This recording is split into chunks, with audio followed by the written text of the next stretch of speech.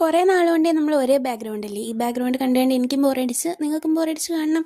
അതുകൊണ്ട് ഞാൻ രാവിലെ തന്നെ ഇരുന്നിട്ട് ടേബിളിലുണ്ടായിരുന്ന എല്ലാ സാധനങ്ങളും അലക്കുലത്തെ സാധനങ്ങളും എടുത്ത് മാറ്റിയിട്ടുണ്ടായിരുന്നു. കുറേ ക്രാഫ്റ്റൊക്കെ ഉണ്ട്. ഇതൊന്നും ഞാൻ എടുത്ത് കളഞ്ഞിട്ടൊന്നുമില്ല. എല്ലാം സേഫായിട്ട് ഒരിടത്ത് ഒതുക്കി വെച്ചേപ്പുണ്ട്.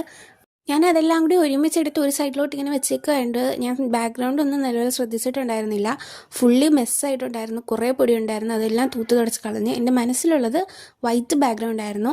White background full room make over ചെയ്യണമെന്നുണ്ട്. ഭാവിയിൽ നമുക്ക് ചെയ്യാം. അങ്ങനെ ഞാൻ വൈറ്റ് ബാക്ക്ഗ്രൗണ്ടിന് വേണ്ടിയിട്ട് ഒരു വോൾ സ്റ്റിക്കർ ഓർഡർ ചെയ്തിട്ടുണ്ടായിരുന്നു. പക്ഷെ ഞാൻ ഉദ്ദേശിച്ചത് കുറച്ചും കൂടി ചെറുതായിരിക്കുമെന്നാണ്.